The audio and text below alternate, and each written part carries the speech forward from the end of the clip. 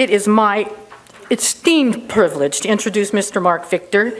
He currently is the president and managing partner for Attorneys for Freedom law firm. He's a certified criminal law specialist and has practiced law for over 25 years. I had the dubious pleasure of reporting the baby Gabriel Elizabeth Johnson trial with Mr. Victor, which was kind of a big deal at the time. We had court TV, and it was before the Jodi Arias storm. So we were, it was fun. That was the first time the court had really had to put together that high of a profile of a case. So he most recently, Marc has spoken on the live and let live principle, the foundation upon which he's established the world's only real peace movement. And he and his firm partner, Andrew, host the Peace Radicals podcast with a new episode every Friday. And probably most importantly, Marc served as a United States Marine and in 1990 served in Desert Storm. Semper Fi. Warm welcome. Please give it up for Mr. Marc Victor. Thank you. Is that your water? Thank you. Yeah, that's Okay, mine. perfect. Well, thank you, Laura, for inviting me. I was really excited to get this invitation because it's a real challenge for me, 30 years practicing law and dealing with court reporters, almost all of whom tell me, slow down, Marc. You know, like I'm from Boston. I sometimes speak a little faster, but I think I'm getting better at this. And I think Laura told me once or twice or 300 times during that trial, slow down a little bit, Marc, we're taking it all down. But really, I'm most honored to speak to a group of fellow humans. That's how I really see you. To be more specific, brothers and sisters. That's really what I want to speak on today. Stuff that's most important. And first off, I want to talk about my very favorite word, because I think it doesn't get enough play. We don't talk about it enough. We should think about it more. My favorite word in the entire English language, perspective. I think we've lost our perspective as humans about the world. The world's a busy place, right? We hear everything going on in the world, no matter whether it's good or bad, especially if it's bad, right? Bad, bad, bad, bad, and here's a good story here. But we got to get the right perspective. I think it doesn't overstate the case to say we, everybody here in this room, are among the luckiest humans to have ever lived on planet Earth. I could spend the rest of my time convincing you of that. In fact, I think I got a good case to say I'm the luckiest guy on the planet Earth. The luckiest guy. But we are all, we live better than the richest kings lived just a few hundred years ago. We have so much in our lives to be happy about or grateful about, even proud about. We live at the best time ever to be alive. I don't care what color your skin is or your sexual orientation or where you're from or all the things we talk about today. If you said, pick another time to be alive, and you thought about it, you'd say, no. This is the best time so far to be alive. It's also, I think we got a great case. This is the best place. We got really lucky. I mean, you could certainly make the argument, and I do. United States is the best place to live. I could live anywhere in the world. There's great places in the world. There are other wonderful people all over the world. Thanks, but no thanks. I'll still take the United States. With all of our problems, and we got plenty of them, I'll take the United States. And I'll take Arizona. I'm from Boston, and I love Boston, but I've been here since 1989. And I am proud to be from Arizona. I love this state. I think you got a great case. We live at the very best time in the very best place ever. We got nothing to be cranky about. If you find yourself cranky, and you will, about stuff, let me remind you or tell you what my wife reminds me about. My wife, way more, she is definitely my better half, without a doubt. She was born in a third world country, Burma, otherwise known as Myanmar. She's now one of the most well-known and successful cardiologists in the entire Southwest. That's a pretty big journey. She reminds me when I get upset about something ridiculous, which we all do. She just says a little phrase to me. She says, "Hey, you know what, Mark? First world problems." I could speak for the rest of the time I have just on that, but I think you know what I'm talking about. The next time you're cranky because your Lexus got a flat tire, or your Starbucks wasn't made quite right, they put too much soy or something. Just remember, first world problems that you are absolutely privileged to have. The next time you find yourself with a first world problem, go like this. I'm happy I'm dealing with a first world problem right now. Let's celebrate life. We're going to die, all of us. We don't know how much time we have. We're big boys and girls here, right? We can talk about this stuff. There's going to be a day where everybody in this room is dead. It's going to happen. Some of you might be happy about that. I don't know. But that day is coming, and we don't know how many days we have. To waste one? Foolish. Don't waste one. I don't care if it's Monday morning. We play disco music at our law firm every single Monday for the last many years. Some of these youngsters, they never heard of this stuff. They hear it every Monday at our firm, all day long. I come in big on Monday. Happy Monday, everybody. Casey and the Sunshine Band. Whatever, Earth, Wind, and Fire, all day long. Celebrate Monday. Some of you, if you remember me in court, I show up the same every day. I don't care whether it's city court or federal court. Hi, Judge. Happy Wednesday. Happy Monday, happy Tuesday, happy Wednesday, happy Thursday, and happy Friday. Every single time. And I mean it. Every single time. Okay, strap in. If you haven't figured it out already, I got some things to talk to you about. Laura made a huge mistake. She invited me here and said, "Mark, you can pretty much talk about whatever you want to talk about." I said, "Really? How much time? Like 10 minutes? 20 minutes? No, you got an hour and a half. Wow. Too late now." I got some big topics. I got opinions on things. Some suggestions. Some people have said that I can be controversial at times. I don't know. I think I'm a simple guy. Some of you may know I ran for U.S. Senate this time around. I don't know if you remember. I was the libertarian guy in the third party up there on the debate, trying to say something in between the Democrat. I keep bringing more money to Arizona. And the Republican, he's the worst guy ever. I wanted to have a discussion about substance. Hard to do that in 30 seconds. 30 seconds, Mr. Victor. What's your position on fixing immigration? 30 seconds. Tell us about abortion. 30 seconds. How are we going to fix the healthcare system? What do we do about Russia? We got water problems in Arizona. Solve it in 30 seconds. Okay, we can't do that. We got to get our attention spans better. I want to challenge you today. I have a request, a thought experiment, if you will. Can you just forget about everything? Remember the Etch-a-Sketch? Some of you are old enough to remember the Etch-a-Sketch. Clear the screen. Forget about what the Republicans have said, the Democrats have said. Everything. Why? But can we start from scratch? We're humans. We live on the planet.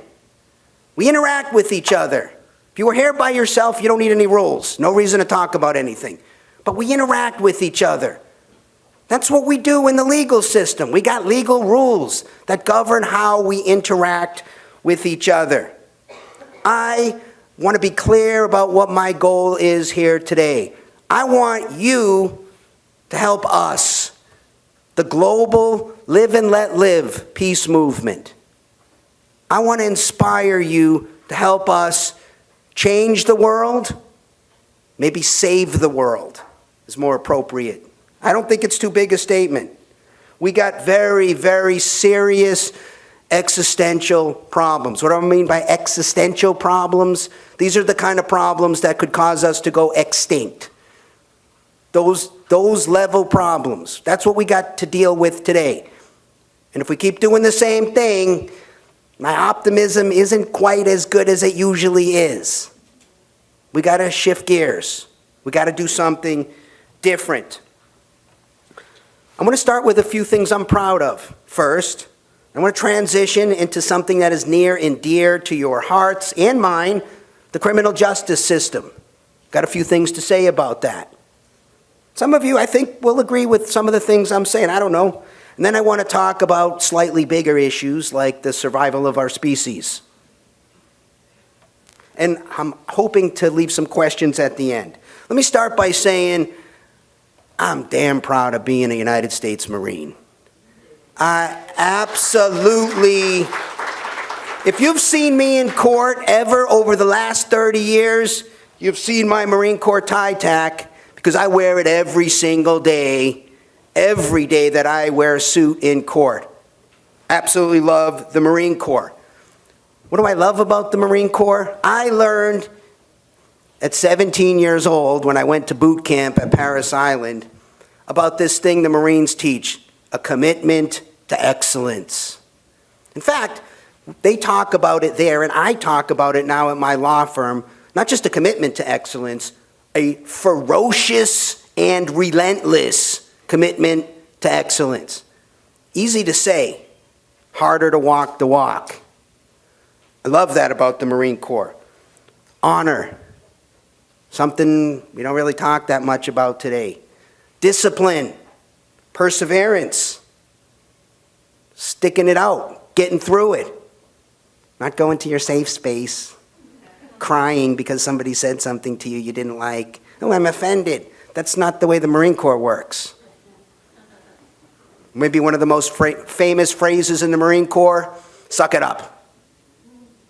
Or, embrace the suck, as we say sometimes. All right, I said it.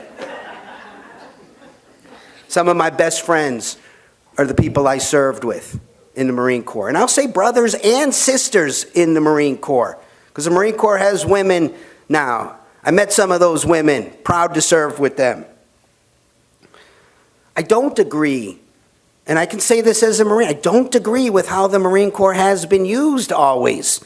Sometimes it's used in ways I don't agree with. In fact, I strongly disagree. I disagreed with how the Marine Corps was used when I was sent in Desert Storm. Iraq invaded Kuwait, some of you may remember.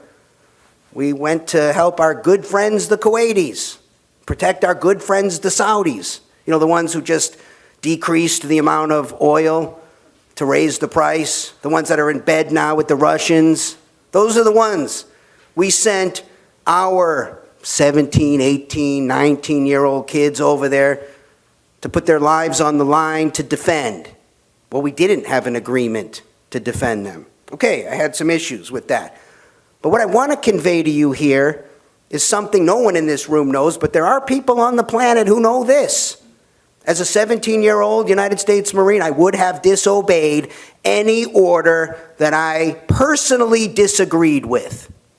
Period. And gone to Leavenworth. Had this conversation many times with Marines of my equal rank when I was there. I went, I signed the contract, and I did what I needed to do, but I'll only go so far. Marc J. Victor cannot, will not, ever, under any circumstances, for any reason, be made to do something that I don't agree with personally. Period. I don't care.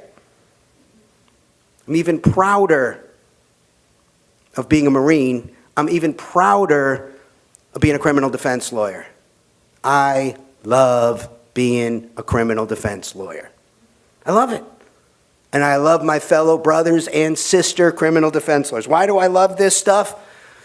Because, and look, I like, there are many prosecutors I like, There are judges I like, there are court reporters I like, but we do the heavy lifting of a free society. We do. We do the hardest job. Elizabeth Johnson was a great example. Nobody liked her. They hated her. They hated me for defending her. I got death threats, and I loved it. Loved it.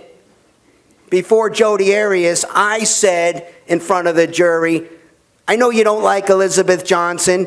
I don't even like Elizabeth Johnson. Doesn't matter.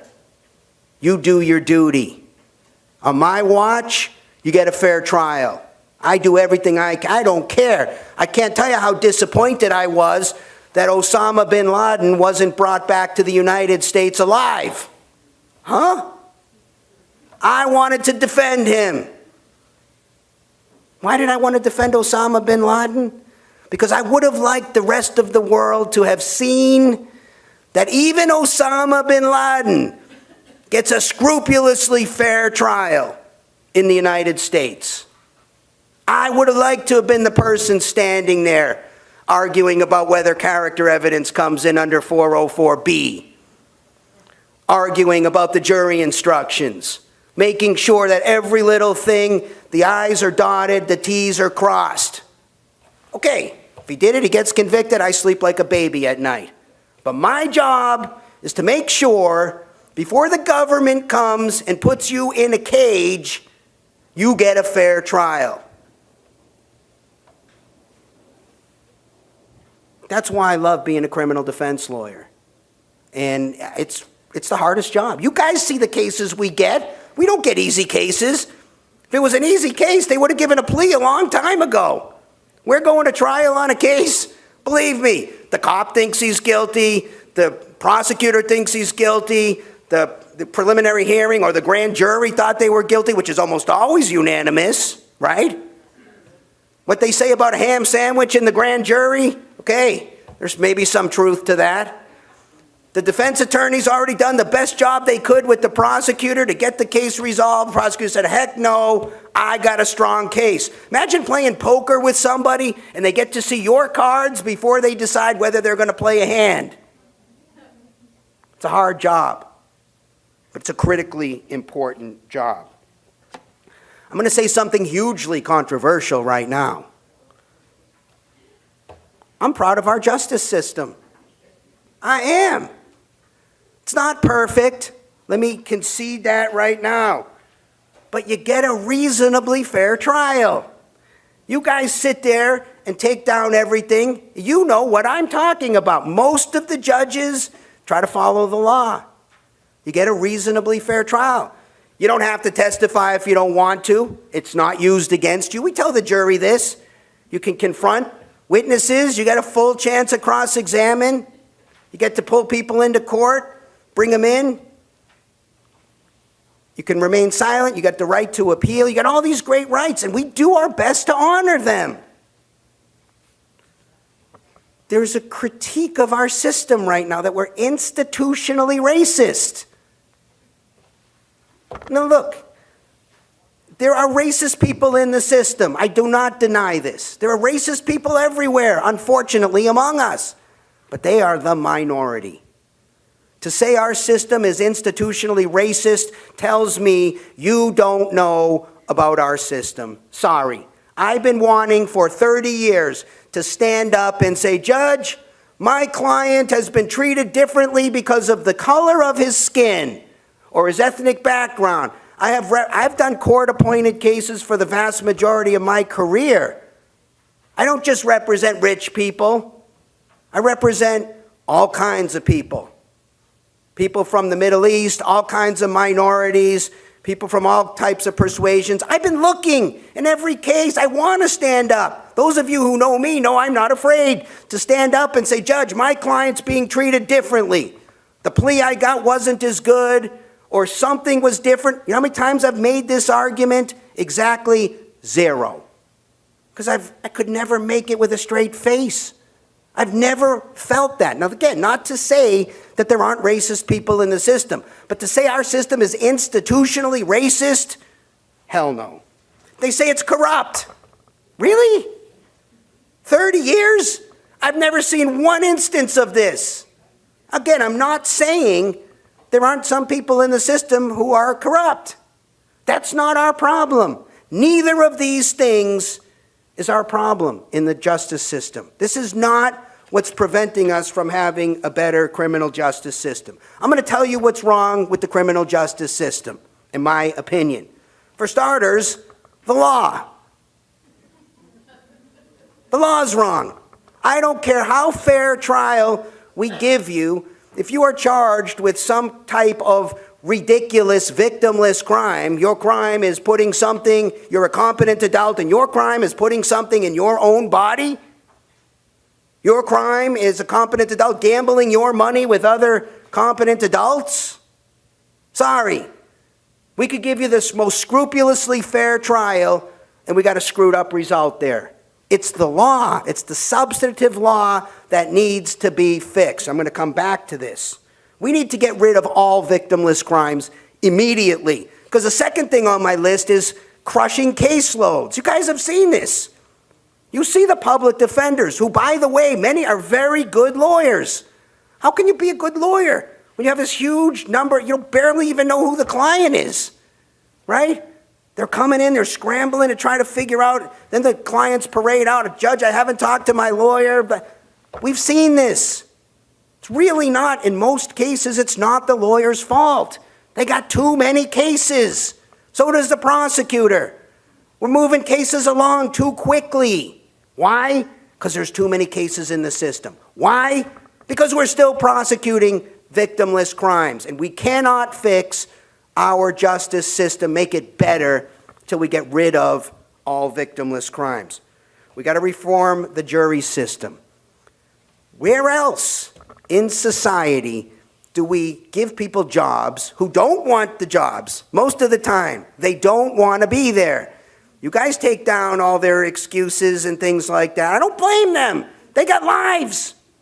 We're forcing people to do a job that they don't want to do. In addition to that, they are completely unqualified to do this job. 100%, totally, completely unqualified to do this. It's not their fault. They didn't go to law school.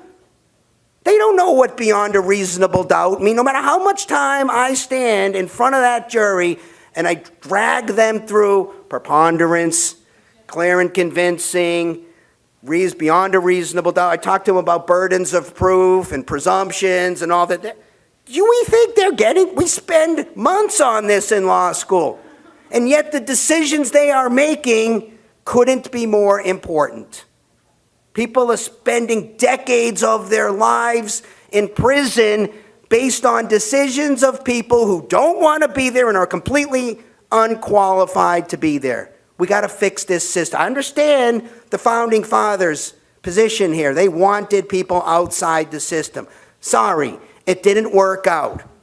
We need people who have some level of training, who want to be there. Maybe you call them professional jurors. I shouldn't have to spend my precious time in closing argument trying to educate them in a few minutes on stuff that lawyers, aspiring law students who want to be lawyers, spend months trying to figure out, and we still disagree on.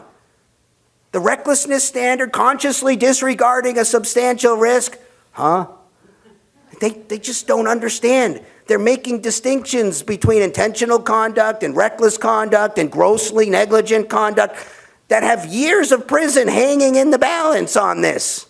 And they want to get out of there, right? Because it's the end of the day, we want to go home. I want to get back to my job. Terrible, terrible system. Or at least something needs to be improved. Mandatory minimums, huge problem. We got the legislature telling the judge, hey, if the person gets convicted of this crime, you got to give them 1 million years. Pains me to hear judges at sentencing say things like, I wish I could give you less time. Oh, you downloaded a picture from the internet, 10 years for every picture, mandatory, consecutive. Here's 300 years because you were on the computer for 5 minutes and you downloaded pictures. And who in the legislature is going to stand up knowing they need to be reelected. I think we're going too tough on certain varieties of sex crimes. Sure. Can you see that commercial from their opponent in the next election?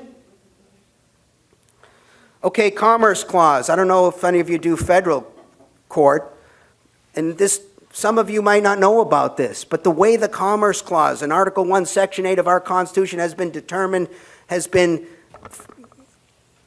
how it's been interpreted, allows the federal government to run a completely giant criminal justice system that our founding fathers had no concept would occur. We have nobody even knows the number of federal crimes out there right now.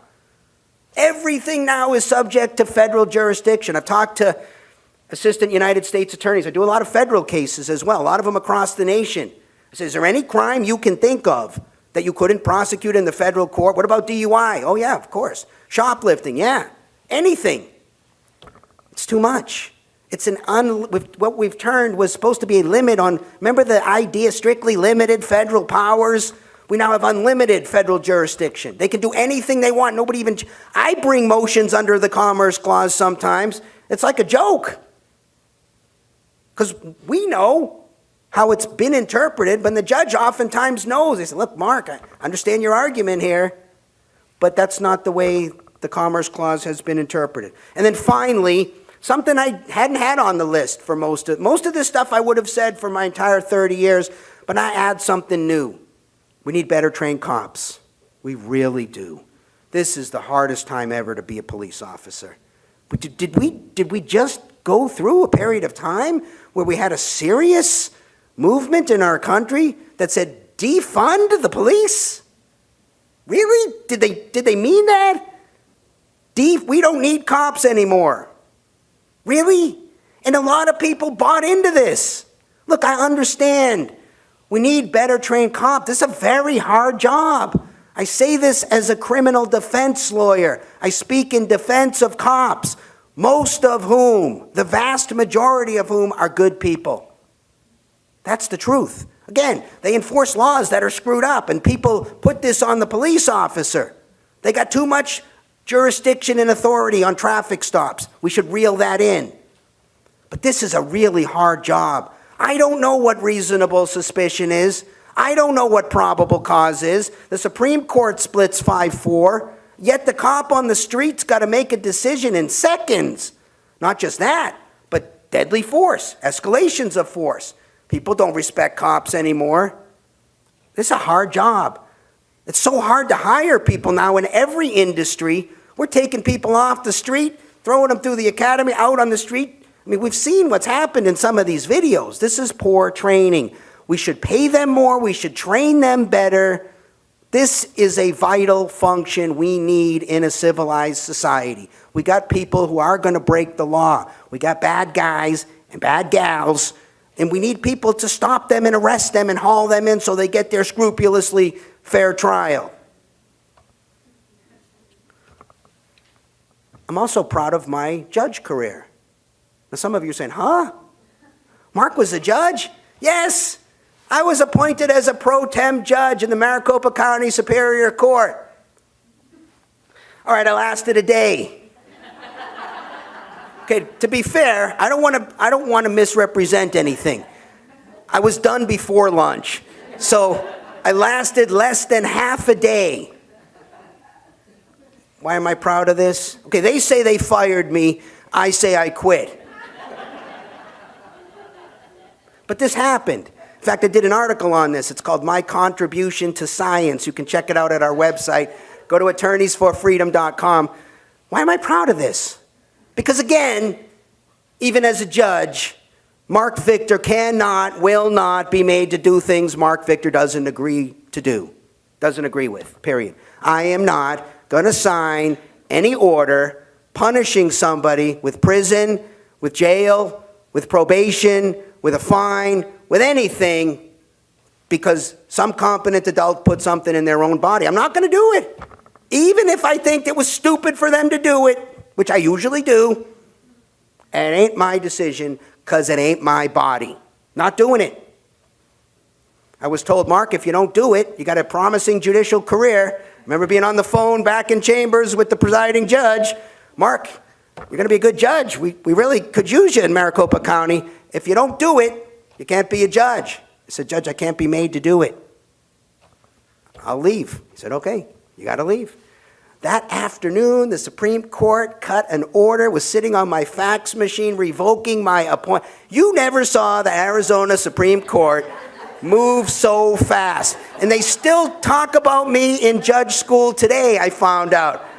Got a few friends going through. They say, no, there was this judge one time. A buddy of mine went up and said, oh, that's Marc Victor, wasn't it? And he said, yeah, that was Marc. And we like Marc. Marc's excellent. But, if you don't want to be a judge, don't be a judge. Okay, good point. Wouldn't it be great if the judges had said, you know what? I agree with Marc. I'm not doing this either. That's what I would have liked to have seen happen. People of high character stand up and say, I'm not doing it anymore. Crazy? You know how many Nazi judges stood up and said, I'm not doing it? One. They went with the law's the law. Okay, the law's the law is great, so long as the law's right. When the law's wrong, as Martin Luther King said in his letter from Birmingham jail, the law's wrong, and we shouldn't follow it. Sorry. Don't do things you disagree with. That, to me, is about high character. Okay, I'm going to say something controversial again. I can feel it coming on. I'm going to tell you, and you guys are going to, I think, are going to agree with me. People are going to criticize me for saying it, but you know I'm right. What is the major cause of crime? Why do we have so much crime? I know why, and you know why too if you're paying attention. Bad parenting. I say it. And just like you guys are doing, I say it in federal court now. I walk in and I say, Judge, I've been doing this almost 30 years now. I know, you know, the prosecutor knows, the court reporter knows, the probation, everybody knows what's causing crime. And then I go from there. Let me tell you about Dad. Dad's in prison. And it's a good thing Dad's in prison, because if Dad was out of prison, it would have been worse. Mom, pick your story. They're almost all the same. Meth head and this and that and all these other. And are we surprised that little Johnny standing next to me for some horrible crime? That's it. And the government can't fix this. They can't fix it. You can talk about all kinds of other factors and causes of crime, but it's bad parenting. It's the failure to instill character. We got a crisis of character in our society, in our world. You want to put your finger on what's wrong? That's what's wrong. Okay, hugely proud of being a parent. I hope you are too if you're a parent. My most important job on the planet Earth. The one I love the most, being a dad. Hard job. Made some mistakes along the way, sure. We all have. It's tough to raise somebody. But take it seriously. Your job is to bring a good citizen of the world into the world. Don't rely on the public school or somebody else somewhere out in the world to teach your kid what's right and what's wrong. Give them the tools they need in their head and in their hearts, so they can think for themselves about what's right and what's wrong, and inspire them. Tell them the most important thing in your life is to pursue high character. It's more important than money. It's more important than fame. When you lay someday on your deathbed, which maybe will happen someday, who knows, maybe get hit by a bus. But if you have time to think back about your life, if you spent time thinking about this, this is what you are going to care about. I popped into existence. I'm going to pop out of existence. What did I do while I was here with my fellow brothers and sisters? How did I treat them? That's what matters. That's what you control. your high character or your low character. You are in charge of this in all circumstances. Ain't nobody out there in the world has any control over what your character is, what your reactions to the world are, what your attitude is. For those of you who've never read Viktor Frankl's book, Man's Search for Meaning, it's his journey through Auschwitz as a prisoner there and how they could not take his dignity. They took everything else. You should read that book if you haven't read it. It's life-altering. But I'm most proud about being a parent. I think that's absolutely most important job. I taught my kids to be independent thinkers. I urge you to do the same. And at the end of the day, that's what I'm most proud of, being an independent thinker. I think for myself. Maybe I get it wrong sometimes, that's fine. I'll take responsibility for that. I'm a big boy. But I'm an independent thinker, and that's really what I'm encouraging you to be. Again, start from scratch. Life on Earth isn't guaranteed as an individual or even as a species. Again, I mentioned, and I hate to get to this, we got unprecedented global problems right now to deal with. What am I talking about here? We got nukes. All these years we've had nukes. We kind of forgot about this problem. You could wake up tomorrow and find out that China's invaded Taiwan, and we are now in a conflict with China. They got nukes, we got nukes. We can't afford a mistake here. We keep marching in a ramped up, saw the story today, now we're training the Ukrainians on M1A1 Abrams tanks. You know, there's a nuclear-powered Russia out there on the other side. There's an idiot in North Korea who shouts off, opens his big mouth and says, I'm ramping up my offensive capabilities. You know, if Pakistan and India get into a scrap, the two of them could end the world, could end life on Earth. And if it's not bad enough, technology is marching so fast right now. We are unprecedented. Humans have not dealt with what some of you maybe remember rotary phones. Right? How far gone are those? I got a phone now, get the total sum of human knowledge in a second. Right? Life on Earth has really changed. What happens when our technology evolves to the point where anybody who wants a nuke can make one? Okay, if that was today, tomorrow's the last day of life on Earth. Check how my time's going here. I started at 10:30, right? Okay, good. And that's not it. We just went through a pandemic. This was a little baby pandemic. I know a lot of people died, and I don't seek to minimize that. But if we're talking pandemics, this was a warm-up. This was, as far as we know, a naturally occurring one. Okay, maybe it came out of a lab. This is the kind of thing that comes up from time to time. The great Roman Emperor Marcus Aurelius, the one they say last of the great Roman emperors, dealt with a pandemic in his time. They come up from time to time. They can make them now. The recipe for smallpox is on the internet. You can go to the artificial intelligence machine and say, spit out the most deadly, communicable thing you can think of. Oh, here's 26 of them. What happens when idiots around the world who like pandemics and like killing people, what happens when they're able to engineer way more deadly, way more communicable pandemics? Maybe 5 of them. I know, let's set one off here and one off here and one off here at the same time. How are we going to deal with that? You think this was chaos. Imagine 50% of the people die who get it. Think about how that plays out. Like, we got to stop this. We, meaning the reasonable people in the world. The good news, we're in the majority. We are not in the minority. We're in the majority. I'm going to put it in U.S. terms. The crazy people on the crazy right and the crazy people on the crazy left, there's still more of us in the middle. In the middle, the people who like the phrase, live and let live. We got other issues too. Artificial intelligence. Do you know there was a letter that went out from some leading researchers in the world saying, hey, we got to pause developing this stuff, at least for 6 months. Can we stop? We're not ready for this yet. We're not going to be the smartest things on the planet here soon, by a long shot. And a second later, it'll be even exponentially smarter. And it will know the 5,000 things that we could try to stop it. And it will have 10,000 responses to each of those in another second. This is a serious problem.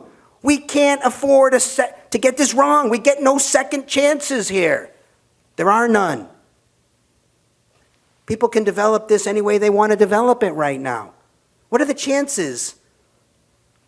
I'm going to say the bozos running the world right now are going to, in a coordinated way, say, hey, let's get together, make sure this stuff is developed responsibly across the world. I'd say somewhere close to zero.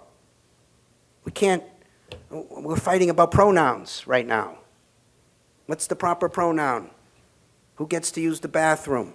Who's on the sports team? Okay, we need to resolve these issues, I get it, but we're dealing with potentially the destruction of our species.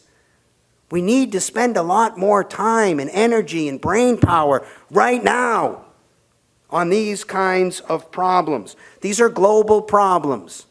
We could elect the best people in Arizona, and we don't stand a chance of fixing this. We could say America first and fix America and be great. And we stand no chance of fixing this on our own. None.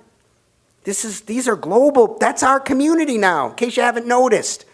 Our community is not Tempe, Arizona. It's not Arizona.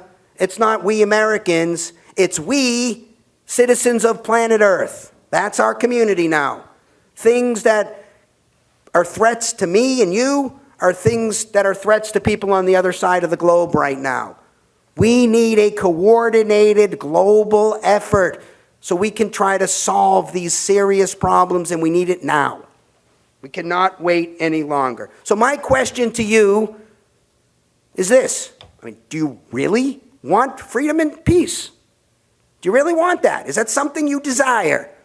If I said raise your hands, I think most people will raise their hands here. Not everybody. Some of the people I represented over the last 30 years, they don't care about that stuff. They have a different attitude. They're thugs. I take what I want. I hit people over the head and take their stuff. Okay, those are not the live and let livers. They're out there. We got to deal with them. If you wouldn't raise your hand to that, the rest of what I'm going to talk about ain't for you. But if you do care about that stuff, I'm talking to you and the people watching this online. Everybody, my fellow brothers and sisters, no matter where you're watching this from, I'm speaking to you. We need a paradigm shift. We need to change our worldview. We need to think differently about how we interact with each other. We need to stop trying to force our way of life on other people. And we're almost all guilty of this. I know how to live, and I want to elect people who agree with me so they can change the law to force everybody else to live the way that I think they should live. Well, other people have different ideas. Guess what they're doing? They're trying to elect people to go to office, to change the law, to force us to live the way they think we should live. And sometimes one side wins, and sometimes the other side wins, and then we get a mishmash of crazy laws. Does that sound familiar to you? It should. That's where we're at. We got two choices here. Choice number one, we continue doing that. We try to hit people over the head and force them into living the way we think they should live, and they do the same to us. Or choice number two, we step back from that, and we say, hey, I got ideas about how you should live. I'm not trying to force them on you. I may try to convince you of them, and I will. I think I got good ideas here. I'm going to share them with you. But I refuse to put my ideas about how you should live into the law. All I ask of you is the same. We could actually get to freedom and peace if we could convince people of this point. This is what we are proposing in the Live and Let Live global peace movement. We can't just pray for peace. We can't hope for peace. We can't just wear shirts that say, I'm for peace. That's not going to get us there. We can't even march in the streets and say we want peace. This has been done. We got to actually have a plan. We say, okay, how are we going to get peace? You sold me on peace. How are we going to get there? What does it mean? How do we define it? We got to have a plan here. Fortunately, we do. Here's what I'm not going to do. I am not going to ask you to change your religious views. I am not going to ask you to change your moral views. You can still advocate for them. I'm not going to change how you think you should live. I support you living however you want to live. I support that. I'm not asking for you to change any of this stuff. I got 2 rules that I want to sell you on. 2. And again, here's the part where I say, can I get you to do the Etch-a-Sketch thing? Think from scratch for a moment. I know you're probably thinking, is Marc a Democrat? Is Marc a Republican? How does he feel about guns? How does he feel about this? Okay, you probably know how I feel about the drug war by this point. Forget all that stuff. I'm a live and let live guy. I'm for live and let live. I hope after this talk, you're going to say, I'm a live and let liver. That's what I really want. I want to speak to you as fellow brothers and sisters, humans. Think about what's best for you. I'm selling you on something that I think you conclude is best for you. Not just you, but your family, your community, humanity, everybody. This is what the reasonable people of the world are doing. This movement is exciting right now. I got people in Africa. We have meetings once a month on this.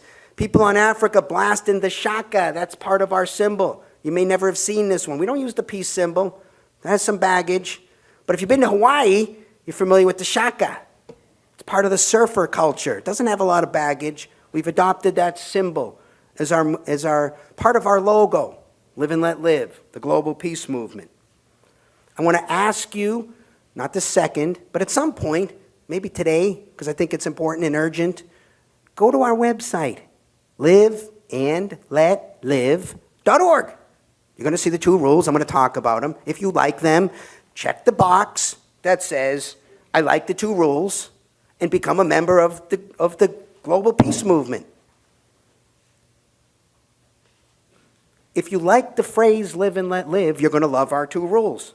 I'm not trying to smuggle anything in here. I'm trying to stay right on point with that phrase live and let live. There's 2 parts to the analysis. I'm going to break it down for you right now the way a lawyer would do. Live and let live. That's what it says.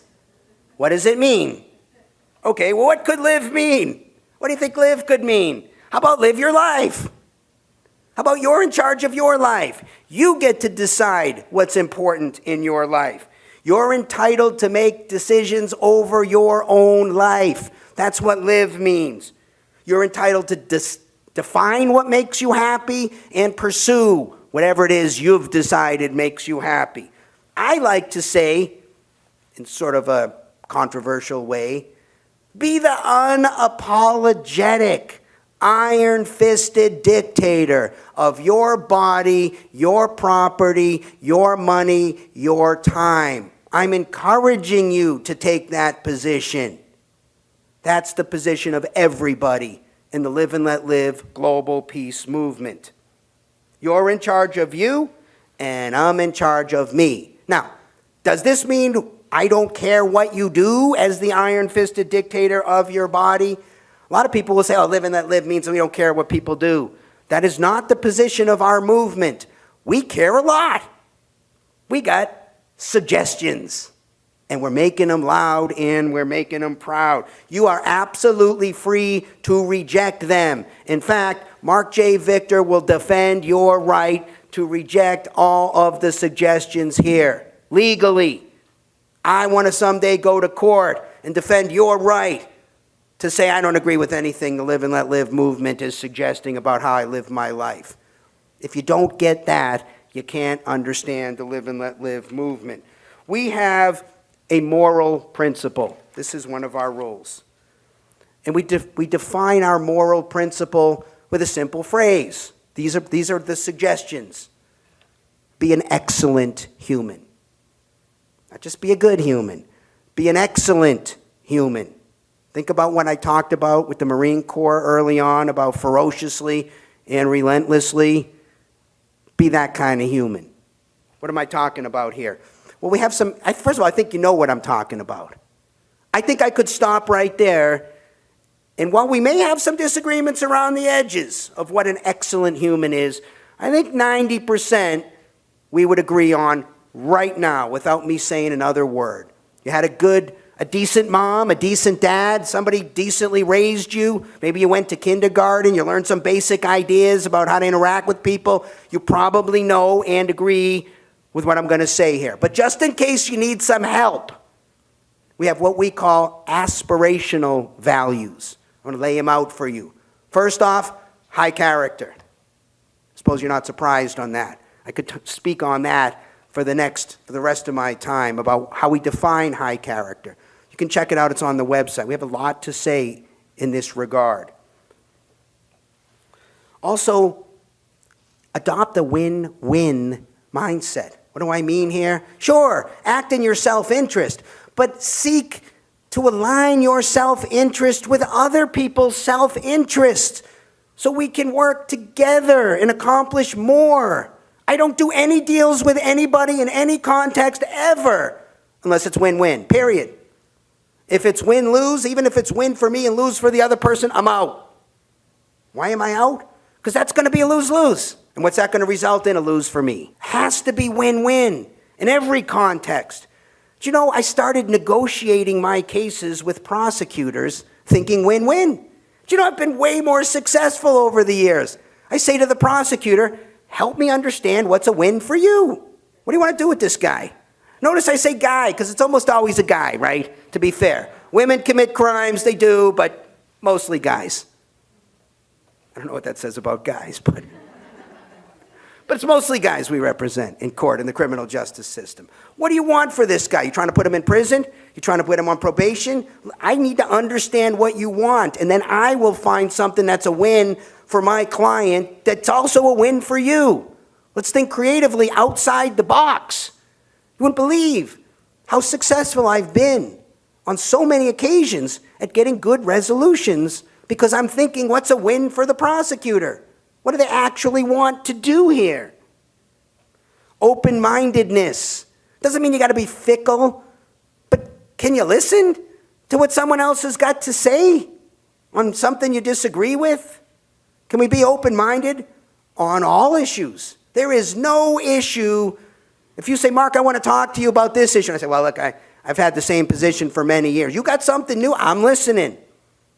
I've been arguing we should legalize marijuana since the day I came out of law school, even though my friend Mike's back there. Mike and I have been friends for, 40-something years. Mike knows when he met me, if I found out you smoked a joint, I would never have been friends with you. And that was my position still, while I strongly advocated for legalization. It's always been my position on it. But if you came to me and said, Mark, I got an argument for why marijuana should be illegal, I'm listening. I'll listen. Tolerance. Here's a big surprise. People live differently. People have different values. They look different. They celebrate different holidays. They love different. They sing different songs. Can you at least tolerate it? Legally speaking, you don't have to like it. Can we push tolerance? How about voluntary kindness? Again, not forced kindness. That ain't kindness. When the government says, we're taking your money and we're giving it to someone over here, you must comply. Like the Borg, resistance is futile. Okay, that ain't kindness. Sorry. That is not charity. Charity is when you do something that you don't have to do. You did it voluntarily because you wanted to be kind. That's what we're for. Voluntary kindness. How about a big one? Civility. Do we have to call people names? Little this one and little that one and whatever. I can't believe this is where our public discourse has gone. Can we disagree in agreeable ways? What happened to, look, I respect your position. I understand where you're coming from, but I respectfully disagree with what it is you've said. Still respect you as a person. Glad we could have the conversation. What happened to that? Can we agree to disagree? We're in favor of that. No two people agree on everything. That's fine. Let's be civil towards each other. The truth. I don't know what the truth is, but I care about whatever it is. You got some facts, they're different than the facts that I believe, I'm changing my mind. I'm committed to truth and facts and rational inferences from that truth, even and especially if it's different from what I currently believe. It's a great opportunity to stand up and say, you know what, you changed my mind. I saw the facts differently. I see them different now. You just taught somebody the value of being committed to the truth, whatever it is. How about building high levels of trust with other human beings? Here's what I know. I hope you know this by now. I can measure your relationships with every other human being who you have a relationship on the planet with the yardstick called trust. If you have a high level of trust, that is a good relationship. The higher the level of trust, the better the relationship. The lower level of trust, the worse the relationship. Think about this. You'll find that I'm right about this. It's all about building high levels of trust. Your word should mean something. Bring out the best version of you. Don't be afraid to bring out a new version. I bring out Marc J. Victor, version 26, version 27, version 327. I keep bringing out new versions of me, and I'm not ashamed about it. Neither should you. We in the Live and Let Live movement, we're encouraging you. Do it today. Bring out a new version of you, the best one so far. Okay, those are the aspirational values. Why do we care about this stuff? I want to give it to you straight. What are we trying to do here? We are trying to optimize human happiness and well-being and minimize suffering, period. That's our goal with the moral principle. That's what we're up to. Okay, so I've defined live. Live is you're in charge of you, but we got suggestions. I want to convince you to be an excellent human. You can blow it off here. You can say, I don't care, Mark. Don't care about any of that stuff. I'm a jerk.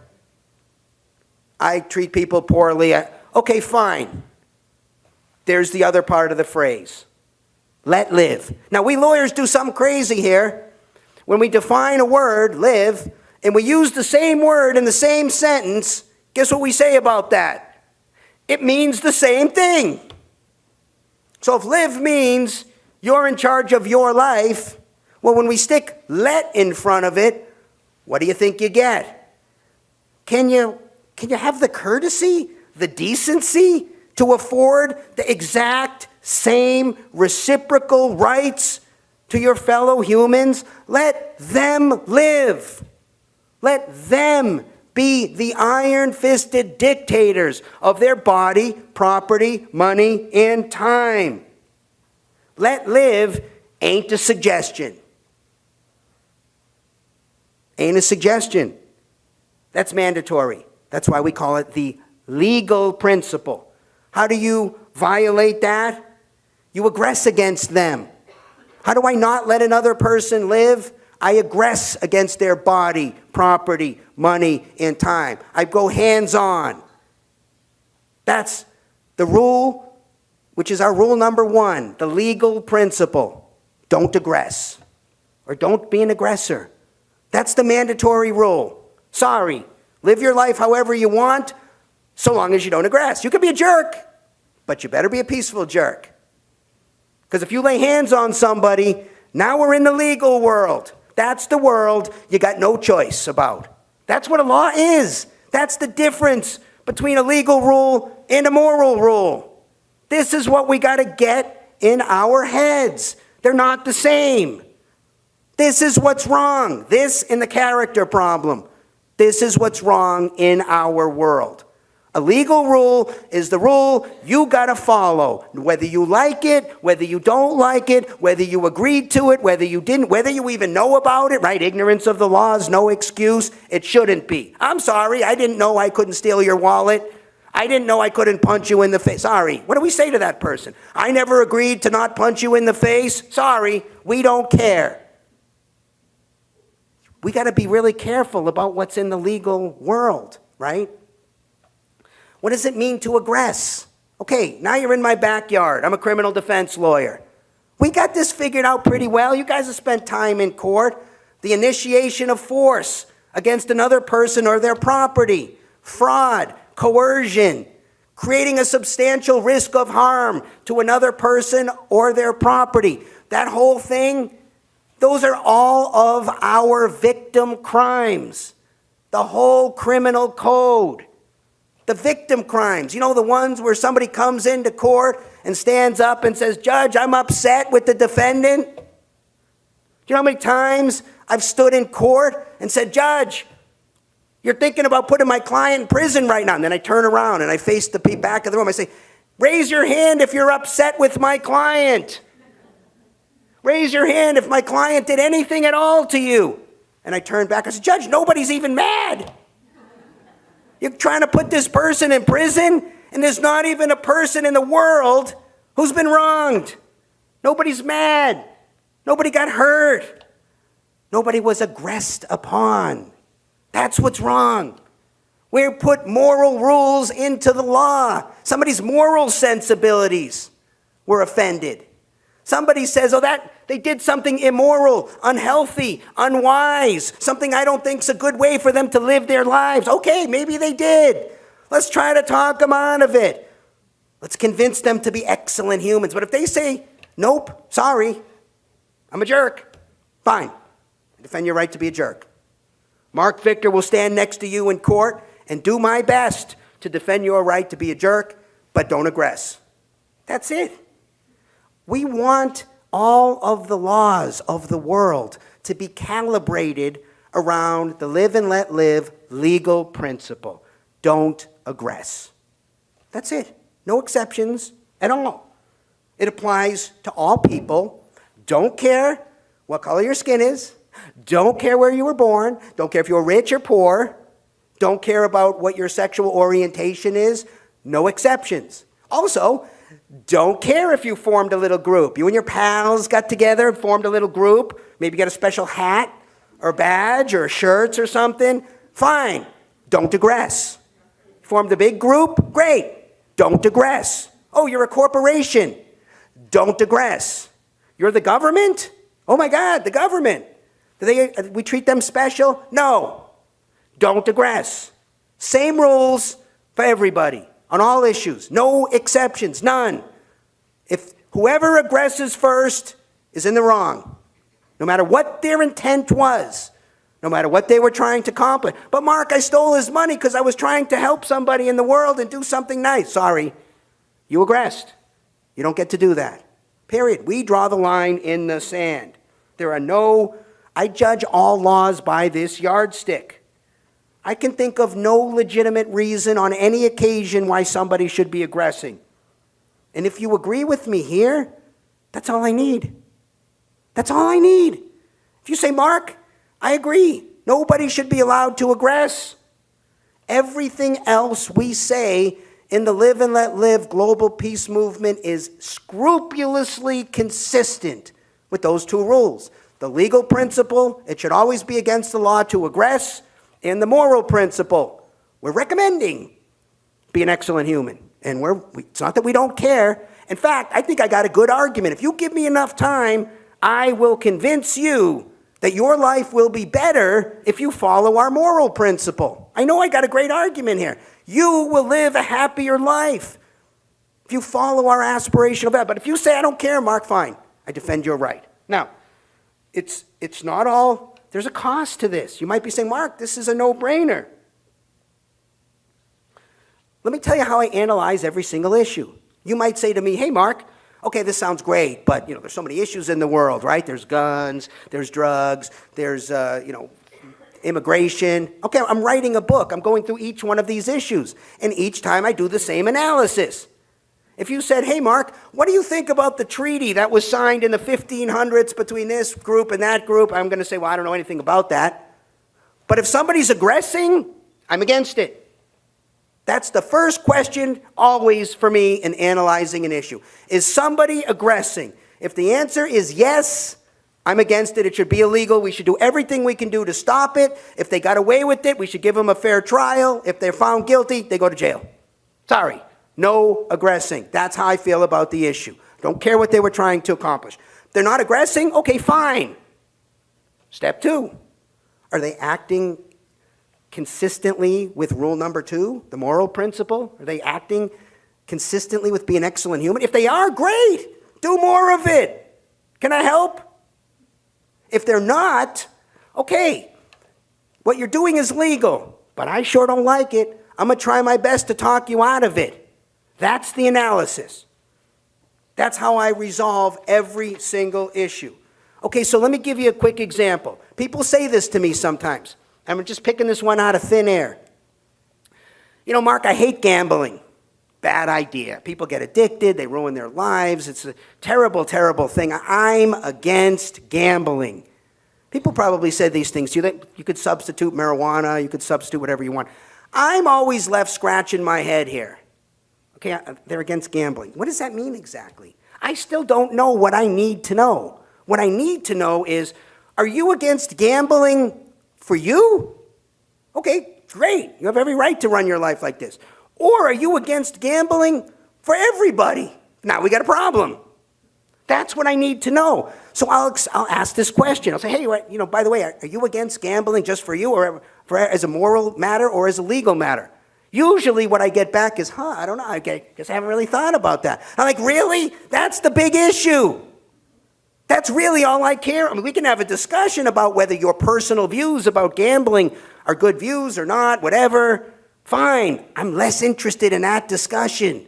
I'm way more interested in, are you trying to impose your personal judgments on everybody? Because that's what I want to get to. It's this inability to think through whether you're against it just for you or for everybody. That's what's wrong. We got to drive a truck through this issue. We got to get people to see this. We got to allow people to be peaceful jerks. Okay, so let me steel man as much as I can the other side of the argument.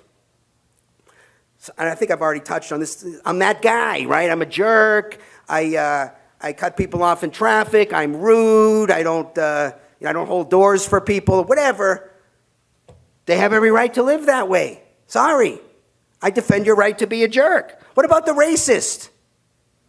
This is the most controversial one I'm going to touch on today. Remember the cake baker case that we had not too long ago? For whatever reason, my religion says I'm not baking a cake for this gay couple because I don't like gay people getting married. Should that guy have to bake the cake? No. Now, I don't like that position. I think it's a stupid position. Number one, you're losing business. Number two, you're not going to deal with people because they're gay. You know, I mean, I got gay friends who I love. They're great. You're missing all these awesome humans out there. Really, stupid position. But I will stand there in court next to that cake baker and defend that cake baker's right to live how they want, so long as they're peaceful. Is that person, are they being an aggressor by saying, I'm not making a cake? Isn't this what we do in the First Amendment context, right? Sure, defend the rights of other people to say stuff that's not offensive. Big deal. Big free speech person. Can you defend the rights of people to say horrible stuff, offensive stuff? Remember when the white supremacists marched through the Jewish neighborhood in Illinois and the ACLU, back in the day, they cared about free speech. They said, look, the white supremacists get to march on the public street right through the Jewish neighborhood so long as they're peaceful. I defend that. Okay, that's what defending free speech is. You want to defend freedom? Defend the racist guy's right to be a peaceful racist. Sorry.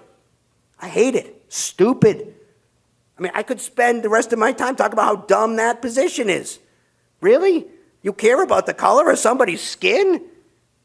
The race they are? Without caring about the character? Really? Dumb. But if that's your position, and I can't talk you out of it, and I will try my damnedest, I'll defend your right to live as a racist so long as you don't put hands on anybody, so long as you don't aggress in any way. That's the pill, that's the price. You like what I'm talking about? That's the price. Not willing to pay that price? What you're saying is, nope, I'm putting my morality into the law. Okay, be comfortable with the people who are going to say, and there's lots of women in this room right now, so I'm going to use an example for you. There are people in the world who think you should have to wear a headscarf when you go outside. That's their moral position, and they want to put that into the law. Oh, you're against that? On what basis are you against that if you're telling the racist you get to put your morality into the law? Oh, my morality is better than your morality. Okay, that's where we are now. That's a fight forever. There's another way to deal with it, and that's all I'm suggesting. Are you big enough to let other people live in ways that you find immoral, unhealthy, unwise, self-destructive? And again, I'm talking about competent adults here, right? Kids are not competent adults, right? When you get in your car and you smoke the weed and you drive the car down the street and you're driving in a way that creates a substantial risk to another person, you're an aggressor. I'm not talking about that.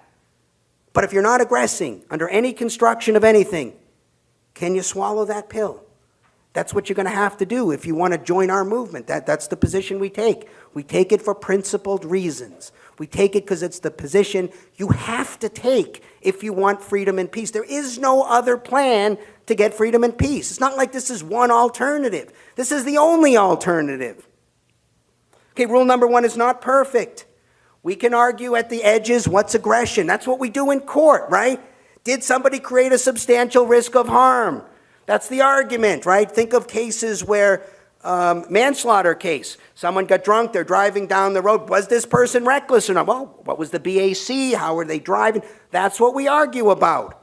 If they created a substantial risk of harm, take a reckless driving case. That's your perfect on-point case. What's reckless driving? We get in court and if we can't settle, that's what we argue about. How fast? How much traffic was on the road? Were they weaving in and out? If they were reckless. That's a crime. You're an aggressor. That's a crime. If you're not, leave them alone. Driving like a jerk. Driving impolitely. Rule number 1 is not perfect. There are cases, hard cases and edges. I'm not afraid of that. We can't settle everything perfect. I'm not pushing utopia here. I'm trying to push a formula that can get us in the right direction. There are ways to argue about how do we implement this? How do we transition? What do we do first? Great, there are good arguments within the movement on what to do here. Can we sell them on the principle before we get there? We got answers to that. I'm writing a whole book about it. There are rational, careful, responsible ways to get from where we are, which is a mess, where everybody's fighting everybody else, to a more responsible position in a way that doesn't upset the apple cart too much. Right? We're in a mess. What are you going to do with Social Security? Nobody can talk about it. Oh my God, if you even mention it. The woman who's running for president right now said, well, look, I want to reform it just for the 20-year-olds who are starting to get into the workforce. Maybe they should have to be a little older before they collect their benefits. And oh my God, she's being vilified by the people today who are collecting benefits, who would be unaffected by her policy simply because she mentioned it. Okay, can we talk about ways to move, rational ways to move in a direction while still keeping our promises? There are ways to do that. There are things we got to do that are hard. We're in a mess. The generations before us created a mess. If we want to have generations after us, we got to take some action. There are hard questions that we can't decide on, right? Somebody asked me here at the beginning, what's the proper age of consent? Okay, I don't know. I say competent adult, like everybody agrees on what a competent adult is. Arizona says 18. Some states say 17. Lots of states say 16. It doesn't matter. Local rules can be slightly different within a reasonable range. That's fine. We don't all have to have the same rule. Competency rules are different from state to state too. What's competent in Arizona isn't necessarily competent in California. That's fine. Reasonable minds can disagree. We got to have some flexibility for reasonable minds to disagree. We have that. We have flexibility even within the movement. But can we sell them on the general concepts first? The only way to get to peace. I favor all laws that are in harmony with rule number 1, the legal principle, and I oppose all laws that are against. In fact, I live my life according to the live and let live rules. A simple way to look at it is whoever violates rule number 1 first is in the wrong. That's a simple way to look at it. I don't care what your reason for violating it, you are in the wrong. That's where we always start the analysis. Okay, so people agree with what I'm saying for totally different reasons. Some people say, Mark, this aligns perfectly with my religious views. Great. Some people say, well, I'm an atheist. This aligns with my view of the world. I'm a natural law person. Or I'm a social contract person. Or this aligns with my view of economics. Or mommy told me not to aggress. Fine. If you ask me why should I refrain from aggressing, I'm going to say our movement doesn't reach that question. It's a practical political philosophy. We don't care why you agree that aggression is wrong. Most people do. In fact, all reasonable people do. That's what it means to be reasonable. You can be reasoned with. If you don't agree with rule number 1, you're an aggressor. You're for force. You can't be reasoned with. You are therefore unreasonable. And not only are you unreasonable, my guess is if somebody tries to aggress against you, you're going to have an issue with that. Oh, you mean you don't like it when people aggress against you, but you're fine aggressing against other people. Not only are you unreasonable, you're a hypocrite as well. Sorry, I hate to use the harsh language, but time is of the essence here. To be reasonable is to say you're against aggression, period, in all cases. If you disagree with that and you're for aggression, you're just simply not reasonable. That's what I'm asking. We're trying to clarify thought here and come up with a formula that can get us to freedom. Okay, so let me tell you what we don't argue about, and then I'm going to just say a couple of things, and I'm going to close for some questions, hopefully really fast. We don't argue about government. Should government be big or small or whatever? What kind of, don't care. As long as government doesn't aggress, fine. If government aggresses, government acts improperly. Capitalism, socialism, don't care. As long as nobody's aggressing. There are versions of both that aggress. Crony capitalism, the kind where you get a politician to change the law to benefit one company or something.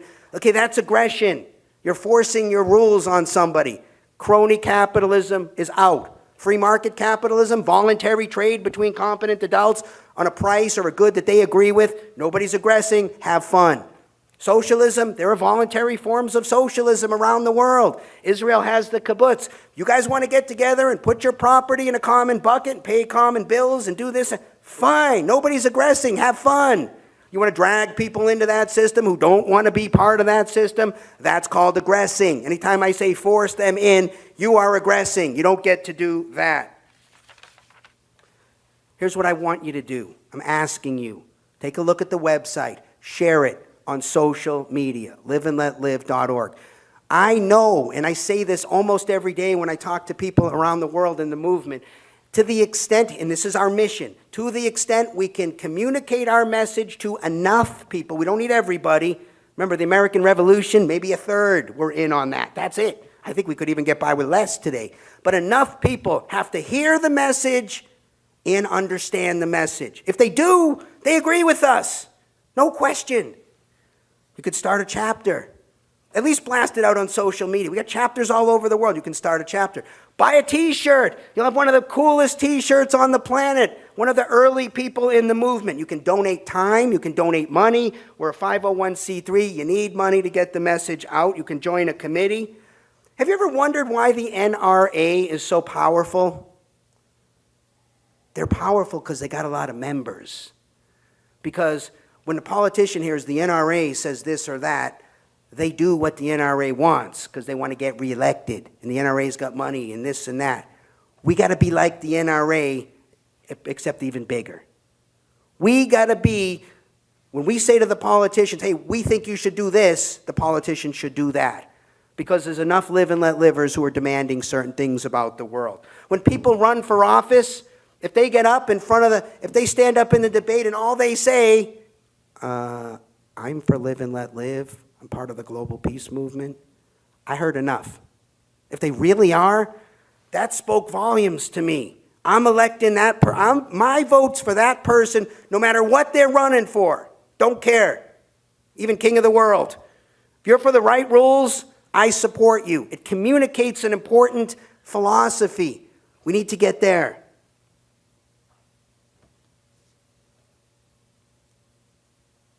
I'm asking you to live the message as well. Live the message. Just to know the message is great. But live it. Be an excellent human. Be against aggression. Go out there and actually do the right things. Be an example. Step up your game. Really be part of the solution. All right, so those are my comments. I hope I inspired you to get involved in that. And I'm happy to answer any questions in the time that we have. Thank you so much.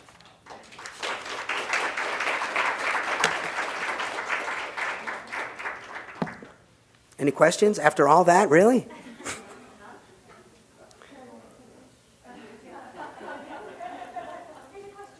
Hello. Should I Can you hear sneak me? out before the questions come? One of the things that distilled through your speech and that I've had an issue with for 1,000 years is the lack of civility in our society. It's disgusting. And I'm certain that we all have the common reasons why, especially social media, because you can hide behind a device. You're not standing face to face with someone and saying hateful, horrible, aggressive things.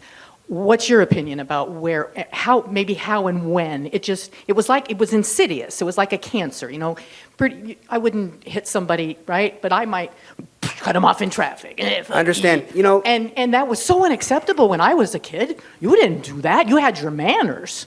Yeah. So what's your theory about, I'm sure there's many reasons, but what's your overriding theory about what happened with our civility?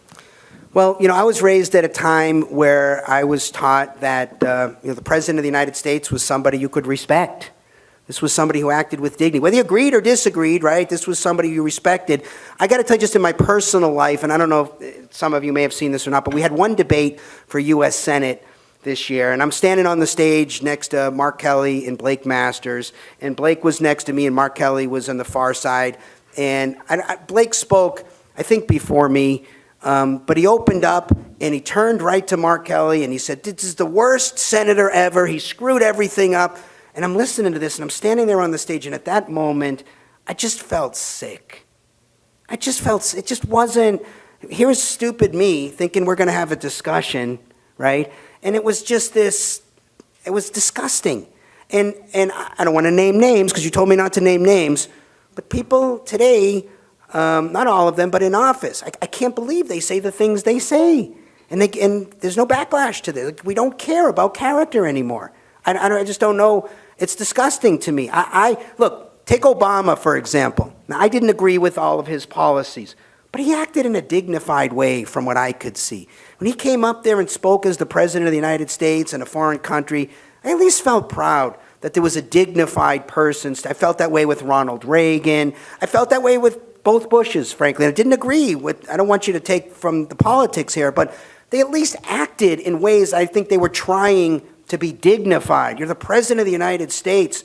Say something magnanimous, And I think that's completely gone. I think in politics, well, again, it's the parenting problem. We're not teaching our kids about, look, I grew up, the worst crime I could have committed when I was a kid was call one of my mom's friends by her first name. I'm just saying. Kids today, hardly ever does someone say, "Mr. Victor," no matter how young they are. And I'm not saying that's the problem, but look, the old school values are old school for a reason. They're the values that have been around a long time. They're the things that have, advanced human relationships, and we just went counterculture to everything. Let's tear it all down. I think that's why some politicians have been elected. It's just a reaction. We're pissed, and we want somebody to tear it all down without any regard to all of the great progress that humanity, like from the Romans who started sort of the legal ideas to the English common law to American jurisprudence, a lot's been done in the centuries and even millennium before us that we should be building on instead of tearing it all down. Of course, look, people lived in times. You could take all the founding fathers and say most of them held slaves. They did, and it was totally wrong, and it's a huge stain and an embarrassment, and I wish they didn't. But they lived in a certain time. To throw everything out that they said, even the good stuff that they said, I think does a disservice to some of the important stuff that we should be building on, not just tearing it down. So today I don't have to respect anybody for anything. I can say anything I want. And of course, if my wife was here, she'd say social media. You get on social media, you can be a complete jerk. It's the way, you guys see these cases, people act the way they're in their cars. Why is it different when you're in your car? It's kind of like social media, right? I'm anonymous, I'm inside this big 3,000, 4,000 pound thing. I can act like a complete moron. They wouldn't act this way if they were to see you here, like in person, but it's this removal, right? It's this idea that we're so far removed, and I think that's why you get these people online now. They just say, I saw it running for office, right? It was I understand why good people don't want to run for office. The things that they email you, the horrible things they say, usually they're wrong, but just no regard. There's just no dignity at all. We need to change it. That's why I'm saying, I think character, we really need to push hard on good character. Oh, excellent. Okay, so not a question, but a comment. It says, "You're amazing. To be unapologetic is the most self-aware and globally unselfish expression of world peace. Live and let live is perfect, and loud and strong is the only way to be, especially today. Thank you." I just got to say, for me, that warms my heart. Because, look, I try to focus on things I can control, and most things are not in my control. I can control how I act, and I can control what I say, and I can control what I support. You guys have the same thing.